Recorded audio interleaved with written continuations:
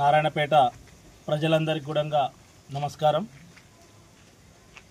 నిన్న కాంగ్రెస్ పార్టీ నాయకులు ఆసుపత్రి కొరకు రిపేరీ కొరకి అని ఇక్కడ షిఫ్ట్ చేయనికని 7 కోట్లు విడుదల చేసినామని అన్నారు.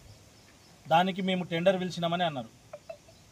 వైద్యం అనేది మేము గతంలో చెప్పాము, మొన్న చెప్పాము, ఇప్పుడు చెప్తున్నాము. మాకు తక్షణం వైద్య సదుపాయాలు నారాయణపేటలో తక్షణం ఏర్పాటు చేయాలి అన్నాం.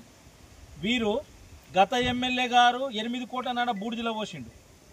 ఇప్పుడున్నటువంటి వాళ్ళు 7 కోట్లు, మళ్ళీ ఒక 8 కోట్లు, అంటే ఆ 8 ఈ 8 16 కోట్లు ఒక ఏడాదైనాక ఆడిపోతాయంటే బూడిదలో పోతాయి. మేమేమంటున్నామంటే నారాయణపేట ప్రజలకు తక్షణమే వైద్య సదుపాయాలు అందించాలి. నారాయణపేట జిల్లా హెడ్ క్వార్టర్లో మరి డిఎంహెచ్ఓ ఉన్నటువంటి హెడ్ క్వార్టర్లో, కలెక్టర్ గారు ఉన్నటువంటి హెడ్ క్వార్టర్లో, ఎమ్మెల్యే గారు ఉన్నటువంటి హెడ్ క్వార్టర్లో, మరీ ముఖ్యంగా మహిళా డాక్టర్ హెడ్ క్వార్టర్లో మాకు వైద్య సదుపాయాలు వస్తే మేము ఎక్కడికి పోవాలి ఇంత నారాయణపేట హెడ్ క్వార్టర్లో. కాబట్టి మేమేమంటున్నామంటే మీరు తక్షణమే రేపంటే రేపే మీరు ఇక్కడంకా ఓపీ చూడడానికి అందుబాటులో డాక్టర్లను ఉంచాలి. అది మీరు పాత చిన్నపిల్లల హాస్పిటల్లో పెడతారా, ఎక్కడ పెడతారా అనేది నిర్ణయించండి. మేము నారాయణపేట భారతీయ జనతా పార్టీ జిల్లా శాఖ తరఫున స్పష్టంగా చెప్తున్నాం, మీరు హాస్పిటల్ని ఏర్పాటు చేసే వరకు భారతీయ జనతా పార్టీ ఆందోళన కొనసాగుతుంది. యథావిధిగా రేపు నారాయణపేట కూడా బంద్ కూడా ఖచ్చితంగా జరిగి తీరుతుంది.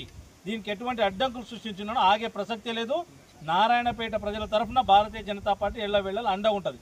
మీరు హాస్పిటల్ని డాక్టర్లను ఏర్పాటు చేసే వరకు మా ఉద్యమం కొనసాగుతుంది. మరియు నారాయణపేట ప్రజలు మరి వ్యాపారస్తులే కాకుండా పెద్దలు అందరూ, స్కూళ్ళు, కాలేజీలు అందరూ కూడా మన నారాయణపేట వైద్యం కొరకు అందరూ కూడా మీరు రేపు సహకరించాలని తెలియజేసుకుంటున్నాను.